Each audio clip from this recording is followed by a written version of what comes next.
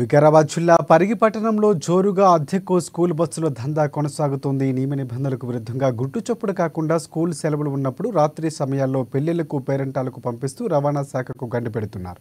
దీంతో ప్రతి 3 నెలలకు ఒకసారి టాక్స్ గ్రేస్ పీరియడ్ కడుతున్న వాహనదారులకు తీవ్ర నష్టం కలుగుతోంది. గత వారం నుంచి వరుసగా స్కూల్ బస్సులను అద్దెలకు పంపిస్తున్నారు.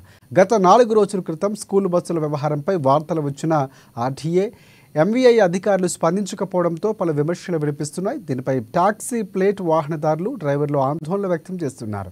వారిని రెడ్ హ్యాండెడ్గా పట్టుకొని సంబంధిత అధికారులకు ఎన్నిసార్లు ఫిర్యాదు చేసినా పట్టించుకోవడం లేదని విమర్శిస్తున్నారు. వెంటనే ఉన్నతాధికారులు స్పందించి తమకు న్యాయం చేయాలని కోరుతున్నారు. వికారాబాద్ జిల్లా Parigi friends and owner union నుంచి మాట్లాడుతూ స్కూల్ బస్సులు తిరుగుతున్నాయి. పడ్డాన్ని పట్టుకొని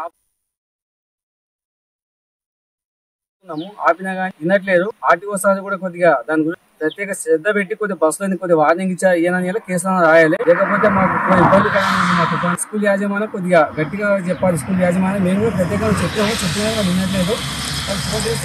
పిల్లలకు తర్వాత స్కూల్ బస్సులు కట్టి ఇళ్ళ కూడా బస్సులు పడుతున్నాం. చాలా ఇబ్బందికరంగా ఉంది. మేము ట్యాక్సీలు కట్టుకుంటాం. 9,000 3 నెలలకు 9,000 ట్యాక్సీ, బండ్ల ఫిట్నెస్, గ్రీన్ ట్యాక్స్ అని కొత్తగా మాకు గ్రీన్ ట్యాక్స్ దాంచుకోతే మేము ప్రత్యేక శ్రద్ధ పెట్టాలని పై అధికారులకు వినవించుకుంటున్నాం. మా యూనియన్ నుండి మేము ఆటో సార్ చెప్పాము, బండ్లు కూడా పెడుతున్నాము.